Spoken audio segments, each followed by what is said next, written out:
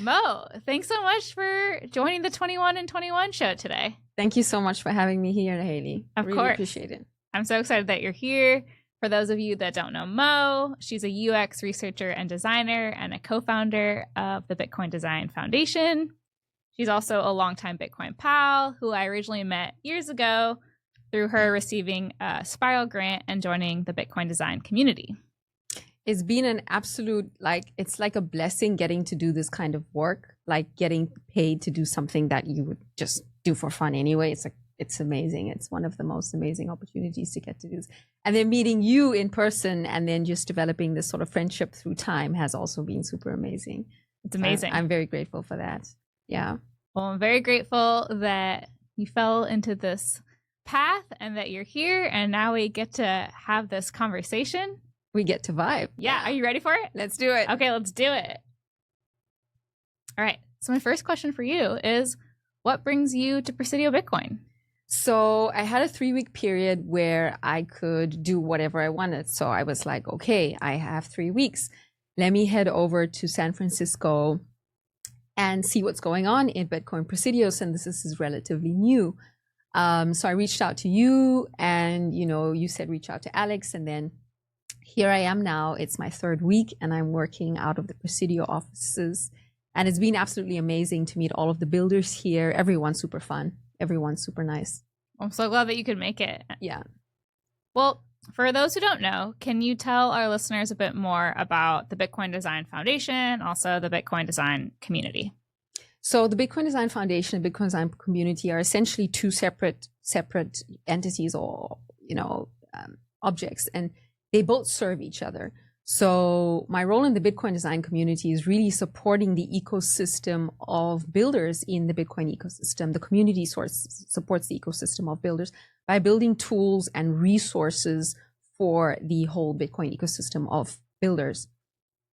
The role of the Bitcoin Design Foundation is then to support designers, give designers grants who work on very niche areas within the ecosystem. So they work, for example, mainly on privacy, or they could work on eCash, and then we give them out grants to work on these specific niche areas. So it's been super nice. It's been a very big transition as a leader, moving from a grantee to now being a person who distributes grants and builds those relationships. Yeah, it's awesome to see. Originally, designers were part of the Bitcoin design community, which Spiral was funding individual designers. And now we have the Bitcoin Design Foundation. So Spiral funds that. And then you and Christoph kind of go from there, which is amazing. It's been amazing. Yeah, it's been really amazing. Yeah, it's a year now. It's a full year that the Bitcoin Design Foundation has existed. Bitcoin design community, we're going on 5 years now, and we're producing the report, which is going to be a live website, which I shared with you. And it's time flies. I feel like it's like my 4th year now. It's amazing. So great. Yeah. So you have a background in UX research. Yes. And then you developed an interest for Bitcoin. What inspired you to kind of merge both those worlds? I love that question so much.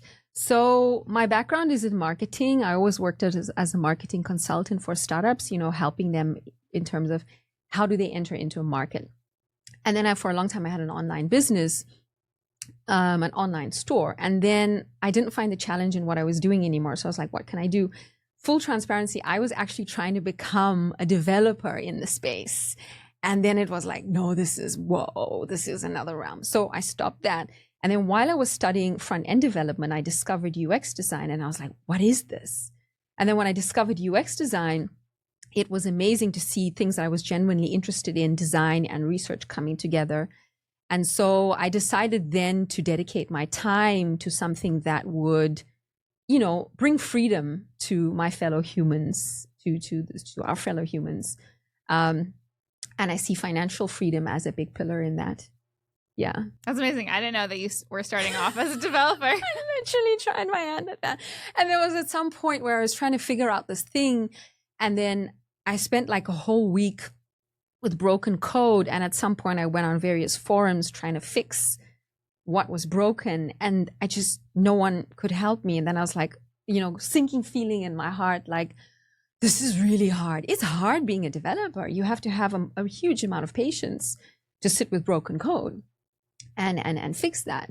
So I have a huge amount of respect for developers because I have a lot of empathy for what they do. Yeah, it definitely is. It's tricky when you get stuck. And I'm sure, Mo, maybe even that experience helped you empathize even more with Bitcoin developers. And why is it so important for developers to work with designers? Well, we're essentially a team. We both. So to start off with, we both have the same goal. We want more Bitcoin adoption. Like that's the goal of both the developers and the designers. We just approach it using different tools. So the tool that we as designers use are the visual experience and the interactive experience, and the developers use the code. But these two experiences essentially meet each other. And so if we work together in the best way, we can bring the best experience for the people using these applications. And as I said, we want the same goal. So essentially the developers work on the experience that goes on behind and also the experience that goes on visually. And we then come in on the visual experience, on the interactive experience. And we also come in with data as well that can lead these product decisions. So we're a team. We're here. We're a team, Des. Team Bitcoin. Yeah. We're a team. Yeah. What are some projects that Bitcoin design community has helped with, and some developers that they've worked with, and what has been, the outcome of that? So the top two projects that are coming to mind, we've worked with so many projects. So like we're actually putting together the report now. We've worked with over 80 projects over the last 5 years, which is a massive number of projects that we've worked with. Like it blows my mind that we've actually gotten to touch so many different projects in different ways and different capacities. But the two that come to mind are Bitcoin Core app, which is being worked on at the moment. And that's Christoph is leading that. And I've worked on that together with him for a long time. And that's going to be, that's a project for the whole ecosystem, which is very important for the whole ecosystem. And I led research on that project. And Christoph is now, taking the baton and continuing working on that project for the whole ecosystem. The other one is Wallet Scrutiny, which we were introduced to by Steve, which was super fun to work with that project. And we sprinted with them for a period of 3 months in the process of developing the website from scratch. So that was fun. Those are two projects that that come to mind. Yeah. Are there any projects right now that you're particularly excited about, or ones that you think could use some help? So I'm excited about my own personal project that I'm bringing to the ecosystem. So when I started off as a Spiral grantee, I started working on the Bitcoin UX Research Toolkit, which is a toolkit for Bitcoin builders to improve their product experience by putting in front of users at different stages of the product. So that one I'm really excited. But now what's happening is we're finding that there's been a lot of research that has been done on projects which haven't been publicly made available to the rest of the ecosystem. So I'm now bringing together with the Bitcoin UX Research Toolkit, and I'm going to be putting all of this data on one website, which is a unique challenge because it's a traditional website that I'm building. And I'm not a developer, so I'm using a lot of AI to help me to just like figure stuff out. So it's like me and Claude, and we're like, how do you do this? Like, why isn't this working? Okay, your code is broken there. So I'm just constantly doing that. Vibe coding is fun. It is fun. So it's vibe coding in the sense where I'm using a traditional website template, but then anything that's broken or that I don't understand, I'm leaning into AI to help me to figure out what I'm doing wrong. So this is going to be fun. So I'm very excited about that. I'm excited about the 5-year report coming out for the Bitcoin design community and showing its proof of work for the last few years. So I'm excited about that. I'm also very much excited about AI. I'm excited about how AI is going to is already entering into the builder's process. And I'm excited about how we can facilitate that, which we're already doing. So I'm very excited about that. Yeah. Yeah, I mean, as someone who's also less technical, AI just makes it way easier to build, to get your ideas on paper, to show something. It's kind of changing the whole way that I feel like we kind of come up with like proposals. Yeah, yeah. You're technical. I think we're both technical, but we wouldn't really classify ourselves as that. But yeah, it's you. I feel like you become technical by default by just being in this ecosystem. We're like sponges. We just absorb. But I'm having a lot of fun with AI and building like something that I was interested in building, which I spoke to Steve about, was really looking at all of the wallets, like the open GitHub repositories, and really collecting that information together. So using an AI model to process, for example, the GitHub repositories of open source wallets, and really finding out like, okay, what are the main things that users are filing issues about? What are the main things that are being worked on at the moment by the developers, to really have like a feel in what's going on right now at this moment, and also a historical view of what has been going on. So yeah, lots of fun things. Lots of fun things. Another fun thing that you're working on is Bitcoin Design Week in San Francisco. Yes. So you're coming back. Can you tell everyone a bit more about that and how they can get involved? So Bitcoin Design Week, I'm very excited about Bitcoin Design Week. Very grateful that, you guys here at Presidio are allowing us to host this here in this space.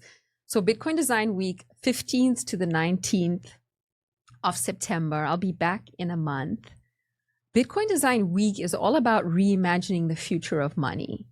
What does Bitcoin look like right now in terms of its user experience, and what could that potentially look like in the future? So we have this. We're inviting the San Francisco UX designers and the builder community to join us to think through what this experience would look like. And we're bringing together some of the best UX designers, Bitcoin UX designers in the space. It's going to be a week long. It's a la carte. So each day is not necessarily linked to another day. We have, evening sessions where we're going to dive into who are we building for. We're going to have vibe coding with Matt Velez. Matt's been amazing to work together with on this. It's a new, working relationship, and he's been absolutely amazing to work together with on this and lead this design week that we're having. So, come and join us and reimagine. Let's dive into the current problem spaces and the current friction points in the Bitcoin user experience, and then let's extrapolate into the future, into what would Bitcoin look like if it were integrated with a lot of the big mainstream Silicon Valley, products. It's going to be fun. It's going to be a fun week. I'm excited. It's going to be really fun. Yes, and it kind of goes along with our mission at Presidio Bitcoin to try to bridge the gap between Silicon Valley and Bitcoin, and really show how there's so many ways that like we should all work together, and also like why people should be excited about the future of Bitcoin. Yeah. Like Bitcoin can kind of have this reputation of maybe being slow or boring, but like that's definitely like not the case. And it's an introduction, it's an invitation to designers as well. Like, why should you work on Bitcoin? A lot of us make a decision to work on Bitcoin. Many of the people that I've met from a philosophical perspective. So it's really inviting designers, really inviting Silicon Valley designers into this experience that we've been, living as working as UX designers in the ecosystem. So it's the special thing about working in this ecosystem is you have the freedom to carve your own path, which is very different to working in a traditional company setting where you have maybe a little bit less freedom. And here's the freedom for identifying, well, this is what I think the ecosystem needs, and this is my talents, and how can I match that to what the ecosystem needs. It's very unique, and it's very flat as well. There's no sort of hierarchy in decisions and in structure. So anything goes. Which I absolutely love. Yes. So if anyone listening is in San Francisco or wants to come visit September 15th and 19th, I'll put the link in the description with the website so you can sign up, or you can message either one of us. But spread the word. So something else that on the Spiral side, specifically me and Matt, are thinking a lot about is how to encourage people to think of Bitcoin as money, like using it as a form of payment. There's this dominant narrative of it being a store of value, kind of number go up. How do you think that we can make better design practices or to encourage people to use Bitcoin as money? From a, I also always speak with my data hat on, because I've always been, the voice of the users in the ecosystem. And so, what I noticed a lot of, and something that I'm very excited about, is a lot of the research that I've done on the use cases and the needs of political activists. So, what we're seeing a lot of is we have the humanitarian approach, which are activists, political activists who have been literally silenced by, they've had their traditional financial system taken out of their hands because they've spoken up for themselves. And then we have the other side, which is also very humanitarian ladies. We have the unbanked. So for me, it's really diving into, what are the use cases of people who've had their financial freedom or their communication freedom. So that's being Nostr, the potential of Nostr as well. What are the potential of these tools of this technology of putting the power back into the hands of people? So for me, that's kind of the angle with which I approach it. It's where people who have been disempowered by the traditional systems, how can we use the freedom technology to really empower them? So for me, it's diving into those areas and, speaking and connecting with these people and sitting in front of the people who are building the stuff that you're using. Like, let's sit in front of them and let's feel, intuitively how they're feeling about using this product that we're building. And then the other side of it is, building relationships with developers as well, and empowering them in their building process to incorporate this knowledge into their building process. The voices of the users, essentially. Yeah, for sure. Are there any dream projects that you would want to see somebody build besides what you're building out right now already to kind of align with that vision? So it's actually something that Steve and I spoke about this morning. So something that Steve spoke about was, how does AI, AI is now simply emerging. It's already here. There's no way that we can, move away from it. So I've been using AI in my process as a builder and as someone working in the ecosystem now. And I've just discovered that there's certain ways that I've been using AI that no one knows about. So I would be really excited to see how, something that Steve and I discussed this morning was, how can AI support the whole product development process? So something that we spoke about was, what would the Bitcoin design guide actually look like if we incorporated AI into it and then built that as a resource to support the builder community? So I'm very excited, and I'm very excited about really diving down deeper into that rabbit hole. We're planning to host some design calls in the Bitcoin design community. I'm actually supposed to put them on. I was actually supposed to put it online yesterday, but we're planning to host these AI design calls where it's basically like, okay, here's the Bitcoin design guide. Let's take your wallet interface and let's put it into the Bitcoin. Let's take the Bitcoin design guide and AI, and then let's put the Bitcoin design guide into AI, and let's then communicate with it and ask it, well, how can we improve the user interface using this as a tool, using this as a resource?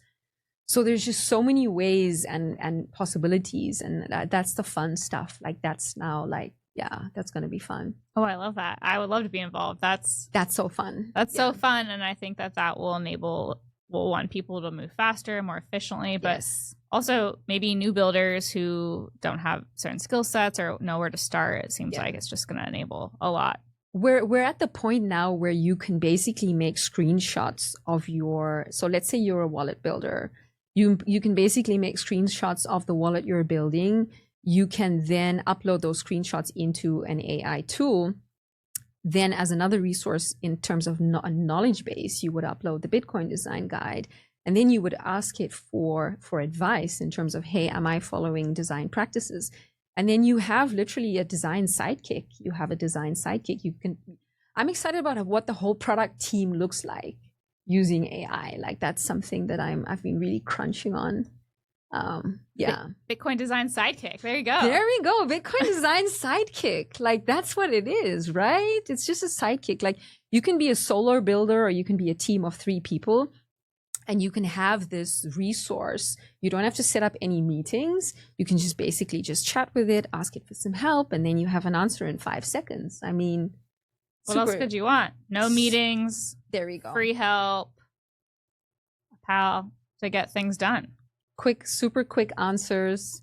And then, what if the AI model builds its own knowledge base of, well, your product vision, right?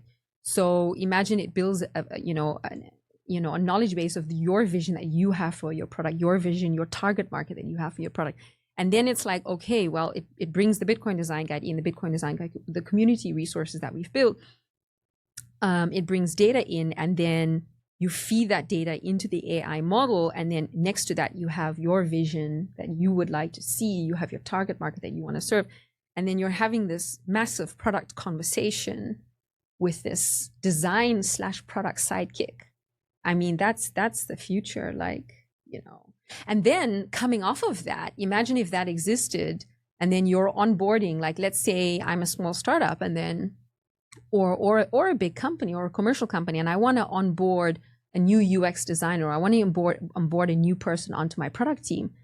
Well, I don't spend a week onboarding them. I just say, here is our product knowledge base. Go chat with the product knowledge base, and our product knowledge base will onboard you. So we don't need to have a week-long onboarding process. Here's all of the data. Here's all of the information. Here's the vision. Here's what's been working well. Here's what's not been working well. Go have fun with it. Go chat with it. Go ask it all the questions you want to ask. And then you're good to go. I mean, that's so cool. This seems very aligned with Builder, which is our new monthly meetup, which I think you need to start a local version. Okay, fun. Fun. Okay. You come to Presidio Bitcoin and you leave with lots of new assignments and ideas. This is exactly what it feels like. We are busy here. Very busy. Very busy. Yeah. Well, just one more question. So what do you think the best way is for companies or for individuals to support the Bitcoin Design Foundation? Yeah, so you can support in two ways. You can support with your time. So our time is our most valuable resource. Who we spend our time with, how we spend our time. And, spending your time contributing to improving the Bitcoin ecosystem, contributing to the Bitcoin design community, you're not just contributing to a singular project, you're contributing to a toolkit that is there to serve the entire Bitcoin ecosystem. So when you then, jump into the community and you help us to improve the existing resources that we have, such as the Bitcoin Design Guide, such as the Bitcoin UX Research Toolkit, such as the Bitcoin UI kit, you're essentially helping tools and resources that help the entire ecosystem of builders. So as a developer, you can help us by letting us know what's working for you within these resources and what's working well for you and what's not working well for you. And as a designer, you can help us by improving these resources, because we're noticing that designers are using a lot as well to kind of onboard themselves. So you can help us to improve these resources. From a support standpoint, we are a nonprofit. So by donating to the Bitcoin Design Foundation, you're then actually helping us support the larger ecosystem, support us in giving out grants to designers who are working on niche specific projects such as eCash, such as privacy-focused technology. We've given out niche grants, and shout out to all of the grantees as well who've done the work. So yeah, there's contribution in time and there's contribution in resources as well. So those would be the two ways. Yeah. Amazing. And we'll include the links to all of the above so people can either figure out if they want to contribute time, resources, or if they're new, they can just get started and start learning. And my main thing would just be to be curious. I think the main thing that has helped me to grow professionally within the ecosystem is just really remaining curious. Your curiosity will eventually lead you to stuff that you enjoy, So be curious, come in and feel and see where your path is, because there is no clear path here. You can literally carve your own path as someone in the space. Amazing. There you go. Well, if people want to reach out to you, they want to follow your work, where should they go? So I'm on Nostr and I'm on Twitter. Not called Twitter anymore. Sorry, x.com. So on x.com, you can find me as MOUX Design, and on Nostr, it's the same. Great.